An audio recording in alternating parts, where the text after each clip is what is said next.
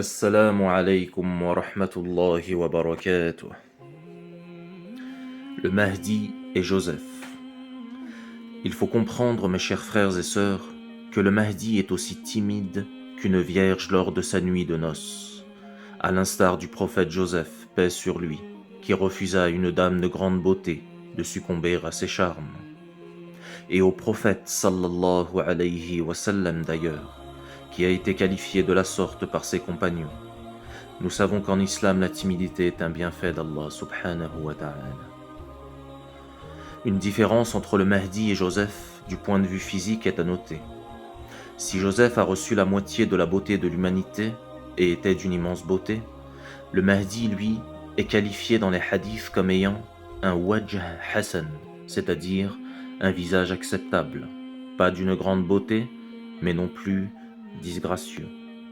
Le prophète Joseph, après sa période de prison, devint un homme d'État.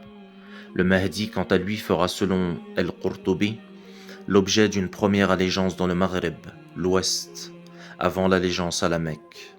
Est-ce que nous pourrions dire que le Mahdi sera un homme d'État lui aussi?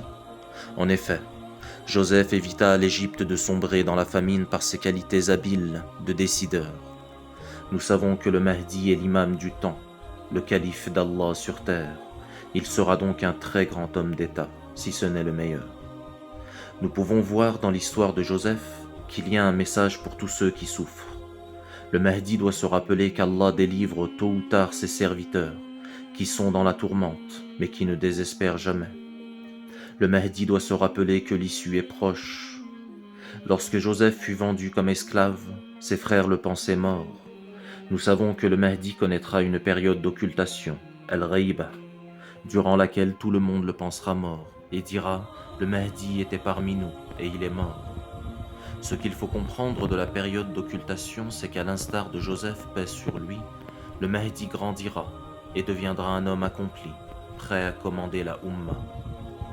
Cette période d'occultation n'est pas celle que les chiites prétendent.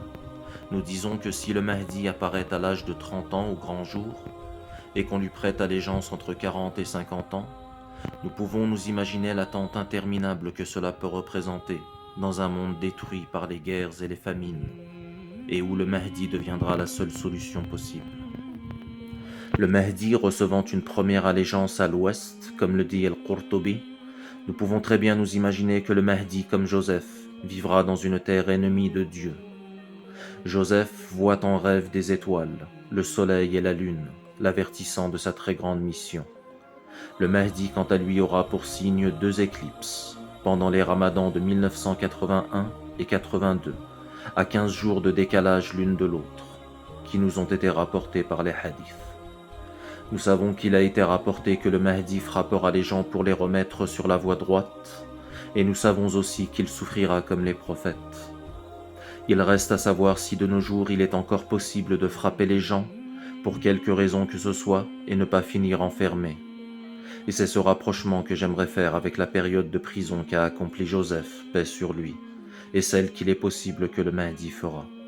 Tout ceci n'étant bien sûr qu'une hypothèse. Barakallahu fikum, wassalamu alaykum wa rahmatullahi.